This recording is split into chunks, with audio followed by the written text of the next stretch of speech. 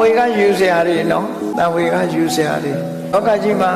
တနေ့တုန်းတစ်ချိန်တုန်းကဘလောက်အာနာရှိနောက်ဆုံးပိတ်အချိန်လူဘဝဆိုတာဒါမျိုးတွေနဲ့ကြုံရတတ်တယ်ပေါ့တန်ဝေကမယူတတ်လို့ရှိရင်တော့ကိုရှိနေတဲ့အချိန်ပိုင်းလေးမှာဟုတ်လာပြီထင်တတ်တယ်ပေါ့ကောသလမင်းကြီးရဲ့နန်းကြတာဟာလည်းပဲဇရပ်ပေါ်မှာပဲသူအသက်သေဆုံးပြီးတော့သွားတယ်ပေကိတာရမင်းကြီးကထောင်ထဲမှာသေတယ်ကောသလမင်းကြီးကဇရပ်ပေါ်မှာသေတယ်ရသော်ဘုရားနဲ့လက်တွဲလာခဲ့ကြတဲ့တတူရွယ်သူဖြစ်တဲ့ကောသလမင်းကြီးရဲ့ဘဝဆက်သိမ်းကလည်းမကောင်းဘူးပေမိတာရမင်းကြီးရဲ့ဘဝဆက်သိမ်းကလည်းမကောင်းဘူးလောကကြီးမှာတနေ့တုန်းတစ်ချိန်တုန်းကဘလောက်အာနာရှိနောက်ဆုံးပိတ်အချိန်လူဘဝဆိုတာဒါမျိုးတွေနဲ့ကြုံရတတ်တယ်ပေါ့တော့လူလောကမှာနေကြတာလေးကခဏလေးပဲလို့ဆို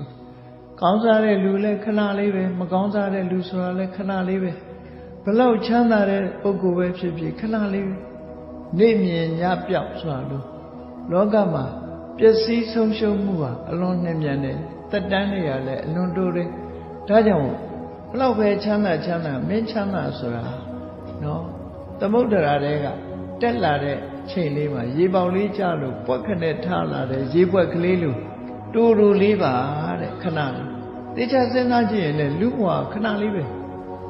နော်စတုမာရနတ်ပြည်ရဲ့နတ်သက်နဲ့တွဲကြည့်မယ်ဆိုရင်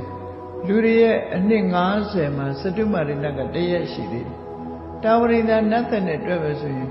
လူတွေရဲ့အနှစ်100တာဝရိန္ဒာမှာတရက်ပဲရှိသေးတယ်အဲ့တော့တာဝရိန္ဒာနတ်ပြည်ကနတ်တွေကနေလူတွေကိုကြည့်လိုက်မယ်ဆိုရင်ဟင်းအခုပဲမွေးအခုပဲအိုးအခုပဲအဖိုးကြီးဖြစ်ပြီးအခုပဲတည်သွားတယ်လို့ဒီလိုထင်